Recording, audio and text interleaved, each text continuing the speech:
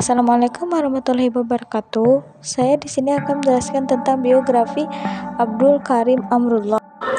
Nah, Dr. Andes Haji Abdul Karim Amrullah dijuluki sebagai Haji Rasul adalah ulama terkemuka sekaligus reformis Islam di Indonesia. Ia juga merupakan pendiri Sumatera Tawalid, sekolah Islam modern pertama di Indonesia. Abdul Karim Amrullah lahir dengan nama Muhammad Rasul di Nagari Sungai Batang, Maninjau Agam, Sumatera Barat, 10 Februari 1879, bertepatan dengan 17 Syawal 1296 Hijrah.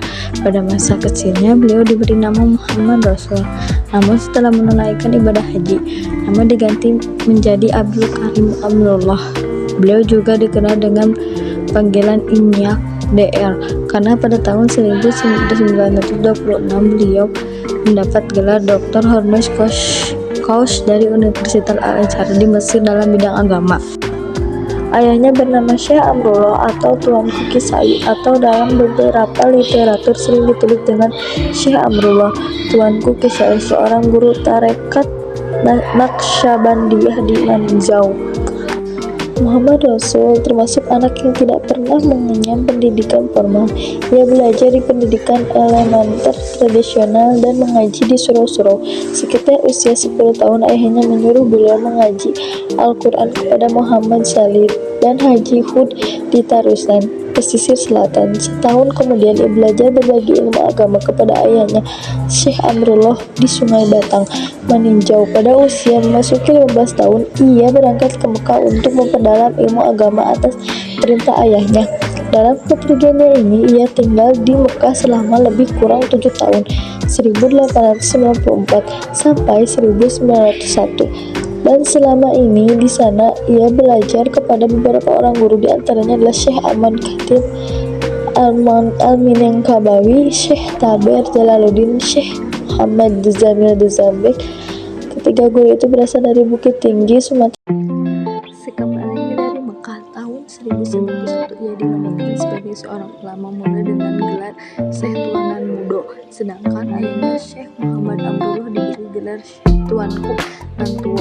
Dengan suatu upacara Tuanku Nantuo beraliran lama, sedangkan Tuanku Nanmudo seorang pemuda yang membawa aliran baru. Pada tahun 1904 ia kembali ke Mekah dan kembali ke kampungnya tahun 1906. Kepergian kedua kalinya disuruh ayahnya untuk mengantar adiknya belajar di sana. Namun kesempatan yang dimanfaatkannya untuk mengajar pada Balakob sendiri di rumah Syekh Muhammad Nurul Al-Kanadi di Samia atas izin dari Ahmad Khatib. Usaha yang pertama dilakukan setelah kepulangannya dari Mekah untuk kedua kalinya adalah menumpas paham taklid bid'ah dan kurafat yang bercampur-campur dengan ajaran agama. Untuk itu tidak aktif memberikan pengajian tabligh, diskusi-diskusi atau pemulik dengan orang-orang yang mempertahankannya. Hal itu dilakukan bukan saja di Sungai Batang, meninjau kampung halamannya sendiri, akan tetapi juga sampai ke Bukit Tinggi, Padang Panjang, Matur Padang, dan berbagai pelosok Minangkabau. Abdul Karim Amrullah adalah seorang yang sangat tidak setuju dengan ajaran tarekat, meskipun ayahnya sendiri adalah seorang syekh syarikat Naqsyabandiyah. Perbedaan paham antara beliau dengan ayahnya mengenai ajaran tarekat bukanlah menjadikan beliau secara pribadi durhaka dan mencegah ayahnya. Demikian pula sebaiknya ayahnya tidak merasa disayangi oleh ayahnya sendiri. Bahkan ia merasa bangga melihat kedalaman ilmu yang dimiliki anaknya. Abdul Karim Amrullah meninggal dunia pada 2 Juni 1945 di Jakarta. Beliau dimakamkan di Kecamatan Tanjung Raya, Jorong, Nagari Sungai Batang.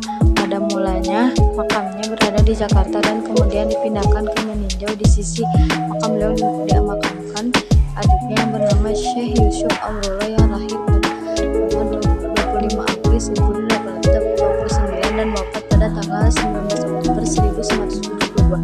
Pada saat ini komplek makam dilengkapi dengan perpustakaan. Komplek makam ini mempunyai yang denah berbentuk persegi. Orientasi makam utara selatan dengan ukuran panjang 200 sampai 90 cm dan telah dipagar dengan pagar teratai